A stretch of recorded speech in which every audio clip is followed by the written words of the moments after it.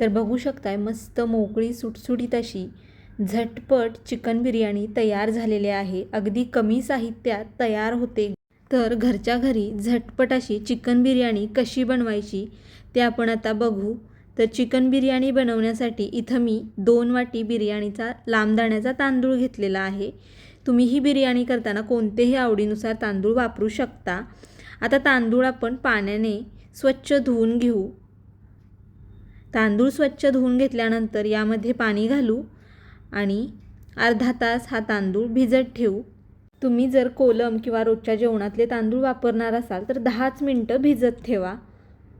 आता आपण बिर्याणी करण्यासाठी कुकरमध्ये तेल घेऊ. तर इथं मी 2 पळी तेल घेतलेलं आहे. तेल थोडं गरम झाल्यानंतर यामध्ये खडे मसाले घालू. तर 2 तमालपत्रीचं पान, 1 चमचा जिरं, चक्री फूल, 4 लवंग, 2 हिरवी वेलची आणि 1 दालचिनीचा तुकडा घेतलेला आहे. तुमच्याकडे जे घरी खडे मसाले उपलब्ध असतील ते आवडीनुसार घालू शकता. आता हे खडे मसाले थोडेसे परतून घेतल्यानंतर 2 मीडियम आकाराचे कांदे उभे पातळ चिरलेले घालू आणि कांदा चांगला सोनेरी रंगावरती परतून घेऊ. कांदा चांगला परतून घेतल्यानंतर यामध्ये आता 1 चमचा आलं लसूण पेस्ट घालू. 3 हिरव्या मिरच्या मी मधून कट केलेल्या घातलेल्या आहेत. त्याचबरोबर 1 मोठ्या आकाराचा टोमॅटो घातलेला आहे चिरून. टोमॅटो आणि आलं लसूण पेस्ट कांद्यासोबत आता चांगलं परतून घेऊ. मऊसर होईतोपर्यंत टोमॅटो चांगला परतून घ्यायचा. टोमॅटो आणि आलं लसूण पेस्ट कांद्यासोबत मी चांगली परतून घेतलेली आहे. आता यामध्ये पाव चमचा हळद घालू. 1.5 चमचा घरगुती कांदा लसूण मसाला घालू. तुमच्याकडे नसेल तर कोणतंही घरचं लाल तिखट वापरू शकता. आणि हिरवी मिरची घातलेली आहे त्यामुळे तिखट आवडीनुसार कमी जास्त करू शकता. 1.5 चमचा सुहाणा बिर्याणी मसाला मी वापरलेला आहे. तुम्ही कोणताही बिर्याणी मसाला वापरू शकता. 2.5 चमचे मी गोडसर दही वापरलेला आहे. दही जर जास्त आंबट असेल तर तुम्ही 2 चमचेच घाला, कारण यामध्ये मी टोमॅटोसुद्धा घातलेला आहे. दही घातल्यामुळे चिकन चांगलं मऊसर असं शिजतं. त्याचबरोबर चवीनुसार मीठ, बारीक चिरलेला पुदिना आणि बारीक चिरलेली कोथिंबीर घातलेली आहे. तुमच्याकडे पुदिना नसेल तर तुम्ही फक्त कोथिंबीर घालू शकता. आता हे चांगलं बारीक गॅस करून परतून घेऊ. मसाले चांगले तेल सुटेपर्यंत परतून घ्यायचे. तर बारीक गॅसवरती हे मसाले मी चांगले परतून घेतलेले आहेत. मस्त आता मसाल्याला तेल सुटलेलं आहे. यामध्ये आता स्वच्छ धुतलेलं चिकन घालू. तर जवळजवळ हे चिकन 400 ग्रॅम इतपत आहे. चिकन आता मसाल्यांसोबत 4 ते 5 मिनटासाठी चांगलं परतून घेऊ. म्हणजे चिकनसुद्धा चांगलं परतलं जातं. बिर्याणी मस्त अशी चवीला लागते.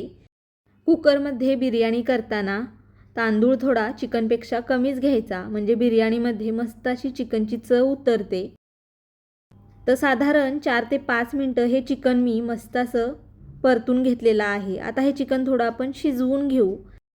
तर त्यासाठी यामध्ये मी अर्धी वाटी पाणी घातलेलं आहे. चिकनलासुद्धा त्याचं पाणी सुटतं, त्यामुळे थोडंच पाणी घालायचं. मिक्स करून झाल्यानंतर बारीक गॅस करून 7 ते 8 मिनटासाठी यावरती झाकण ठेवू, म्हणजे चिकन थोडं मऊसर असं शिजतं.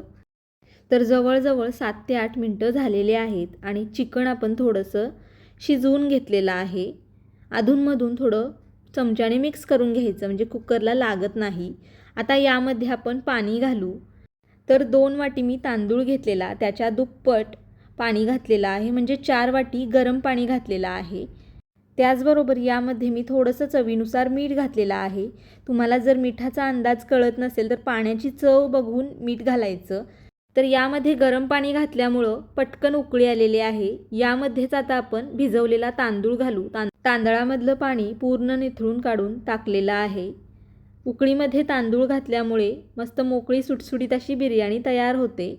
थोडंसं अलगद हाताने मिक्स करून घेतल्यानंतर मीडियम गॅस करून कुकरचं झाकण लावू आणि मीडियम गॅसवरती कुकरच्या 2 शिट्ट्या करून घेऊ. कुकरच्या 2 शिट्ट्या झाल्यानंतर गॅस बंद करून कुकर पूर्ण थंड करून घेतलेला आहे. आणि तुम्ही बघू शकताय अगदी कमी साहित्यात झटपट अशी चिकन बिर्याणी तयार झालेली आहे. चमच्याने अगदी अलगद हाताने मिक्स करून घेऊ. मस्त मोकळी सुटसुटीत अशी ही चिकन बिर्याणी तयार झालेली आहे. चिकनसुद्धा मऊसूत असं शिजलेलं आहे. वरून आता बारीक चिरलेली कोथिंबीर घालू आणि चिकन बिर्याणीमध्ये मिक्स करून घेऊ. ही गरम गरम चिकन बिर्याणी खायला एक नंबर अशी लागते. कमीत कमी साहित्यात तयार होते. तर तुम्हाला जर ही झटपट तयार होणारी चिकन बिर्याणीची रेसिपी आवडली असेल तर नक्की एकदा या पद्धतीने करून बघा. व्हिडिओ आवडला असेल तर लाईक करा, शेअर करा. चॅनलला सबस्क्राईब केलं नसेल तर सबस्क्राईब नक्की करा. व्हिडिओ बघितल्याबद्दल धन्यवाद.